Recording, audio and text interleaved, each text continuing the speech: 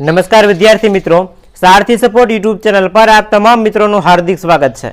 तो આજના આ વિડિયોની અંદર ધોરણ 12 ઇતિહાસ માટેના વિભાગ ડી ના મોસ્ટ ઇમ્પોર્ટન્ટ ખૂબ જ અગત્યના પરીક્ષા લક્ષી પ્રશ્નો જોવાના છે।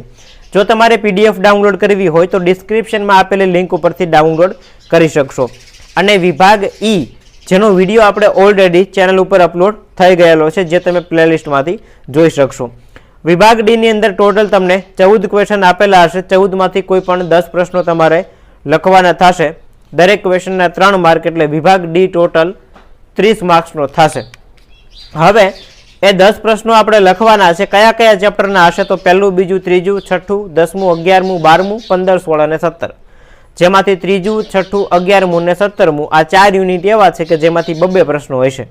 બાકી બધા યુનિટ અહીંયા જે લખેલા છે એમાંથી એક એક ક્વેશ્ચન, એટલે 10 ચેપ્ટર અહીંયા ટોટલ આપ્યા છે। દરેકમાંથી એક એક ને 4 ચેપ્ટર એક્સ્ટ્રા, જેમાંથી 2 એટલે 14 માંથી 10 ક્વેશ્ચન તમારે લખવાના થશે। પહેલા ચેપ્ટરના આઈએમપી ક્વેશ્ચનની વાત કરીએ તો પોર્ટુગીઝ કંપનીએ પોતાની કોઠીઓ કયા ક્યાં સ્થાપિત હતી અને એની માહિતી ક્યાંથી મળે છે। ટૂંકમાં આ પ્રશ્ન તમને એવું કહેવા માંગે છે કે ભાઈ પોર્ટુગીઝ સાધન સામગ્રી છે એના વિશે માહિતી આપો। ત્યાર પછીનો ક્વેશ્ચન છે ભારતીય રાષ્ટ્રીય અભિલેખકાર, એના વિશે ટૂંકમાં માહિતી આપો।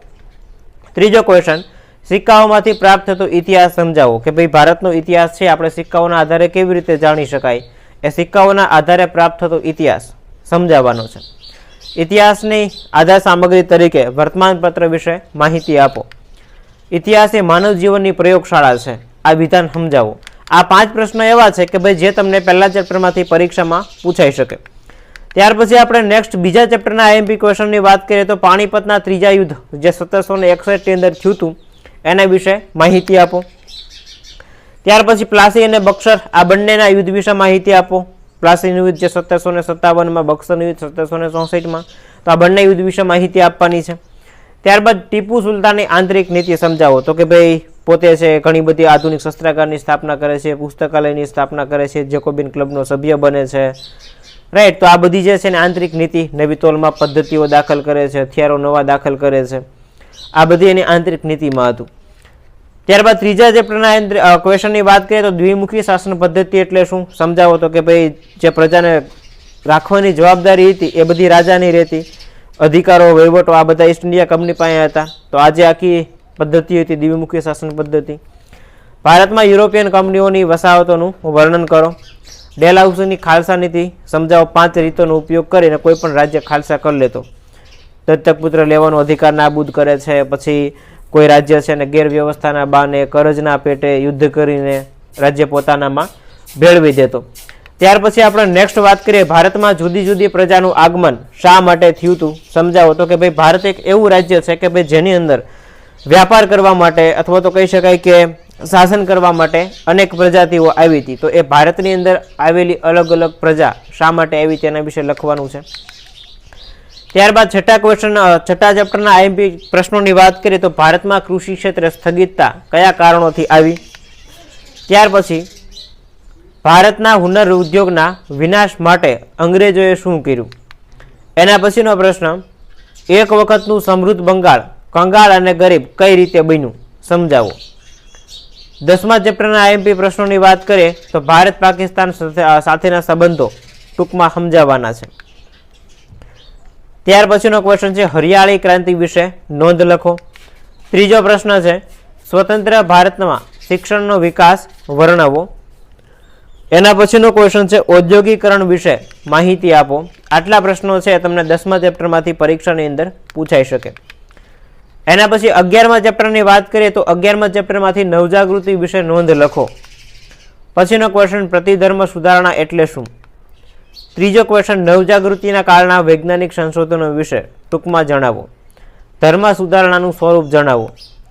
12મા ચેપ્ટરના ક્વેશ્ચન છે પ્રથમ વિશ્વયુદ્ધનું તાત્કાલિક કારણ કયું હતું। પ્રથમ વિશ્વયુદ્ધના કારણો ટૂંકમાં લખો, બધાય કારણો લખવાના છે ટૂંકમાં, ડિટેલમાં નહીં। ઉગ્ર રાષ્ટ્રવાદ સમજાવો। રશિયન ક્રાંતિથી રશિયામાં આવેલા પરિવર્તનો જણાવો। આટલા પ્રશ્નો છે તમને 12મા ચેપ્ટરમાંથી પરીક્ષાની અંદર પૂછાઈ શકે એવા છે। ત્યારબાદ 15મું ચેપ્ટર છે। 15મા ચેપ્ટરમાંથી પહેલો જ ક્વેશ્ચન છે નેલ્સન મંડેલા, એના વિશે માહિતી આપો, અગાઉ પૂછાઈ ગયો છે પ્રશ્ન। ત્યારબાદ માઓ ત્સે તુંગ વિશે ટૂંક નોંધ લખો।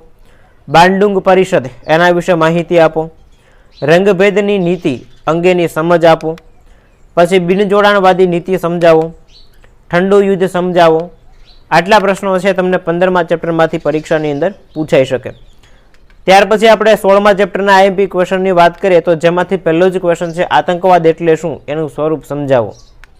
પછીનો ક્વેશ્ચન આતંકવાદ ઉત્પન્ન કરનારા પરિબળો પર નોંધ લખો કે ભાઈ એવા કયા કયા પરિબળો છે કે ભાઈ જે આતંકવાદ ઉત્પન્ન કરે છે. 17મું અને છેલ્લું ચેપ્ટર એન્ટીબાયોટિક દવાઓથી માનવ સમાજને શું ફાયદો થયો છે એ જણાવો. ત્યારબાદ ટેલિવિઝન અને રેડિયોનું સંદેશા વ્યવહારમાં શું સ્થાન છે એ સ્પષ્ટ કરો. ઇન્ફોર્મેશન ટેકનોલોજીએ વિશ્વને એક ગામડું બનાવી દીધું છે, ચર્ચા કરો.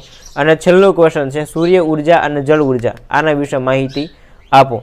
તો આટલા પ્રશ્નો છે તમને ઇતિહાસની અંદર વિભાગ ડી ની અંદર પરીક્ષામાં પૂછાઈ શકે એવા છે. ટૂંક સમયની અંદર વિભાગ સી નો વિડીયો પણ અપલોડ કરીશું. ઓલરેડી ડી અને ઈ વિભાગ કમ્પ્લીટ થઈ ગયું છે અને પીડીએફ તમે ડિસ્ક્રિપ્શનમાંથી મેળવી શકશો.